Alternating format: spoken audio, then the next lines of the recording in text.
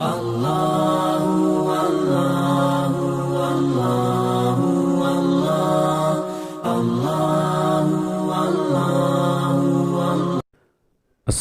അലൈക്കും വറഹ്മത്തുള്ളാഹി. അൽഹംദുലില്ലാഹ്. അല്ലാഹുമ്മ സല്ലി അലാ സയ്യിദിനാ മുഹമ്മദിൻ വഅലാ ആലി സയ്യിദിനാ മുഹമ്മദ്. 4 കാര്യങ്ങൾ ഒരു മനുഷ്യന് നൽകപ്പെട്ടാൽ അദ്ദേഹം ഇഹലോകത്തെയും പരലോകത്തെയും നന്മകൾ ഒരുമിച്ച് കൂട്ടി. ഏതൊക്കെയാണ് ആ 4 കാര്യങ്ങൾ?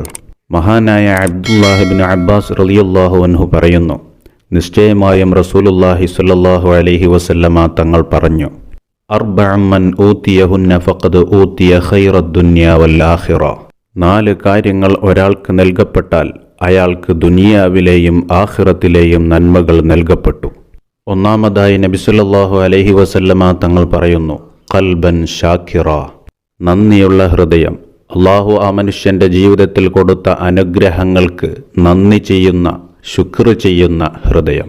രണ്ടാമതായി നബി തങ്ങൾ പറയുന്നു, വലിസാനൻ ദാക്കിറ, ദിക്ർ ചൊല്ലുന്ന നാവ്. മുഴുസമയവും അള്ളാഹുവിനെക്കുറിച്ചുള്ള സ്മരണകളും അള്ളാഹുവിൻ്റെ ദിക്റുകളും അവൻ്റെ നാവിലൂടെ അവൻ പുറപ്പെടുവിക്കും.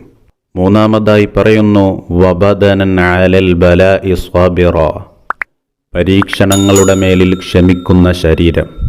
എത്ര വലിയ പരീക്ഷണങ്ങൾ, പ്രയാസങ്ങൾ, ബുദ്ധിമുട്ടുകൾ അവനിലേക്ക് കടന്നു വന്നാലും അതിൽ നിരാശനാവാതെ അൽഹംദുലില്ലാ, ഇത് അള്ളാഹു നൽകിയതാണ്, ഈ പരീക്ഷണങ്ങൾ നൽകിയവൻ അള്ളാഹുവാണ്, അതിലവൻ ക്ഷമിക്കും.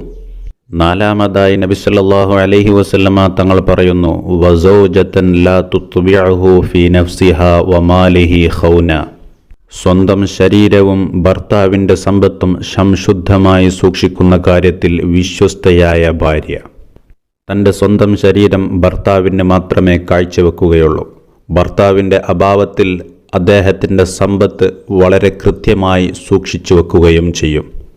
ഈ 4 കാര്യങ്ങൾ ഒരാൾക്ക് നൽകപ്പെട്ടാൽ അയാൾക്ക് ദുനിയാവിലെയും ആഖിറത്തിലെയും നന്മകൾ നൽകപ്പെട്ടു. അള്ളാഹു നന്മ മനസ്സിലാക്കാൻ തൗഫീഖ് ചെയ്യട്ടെ.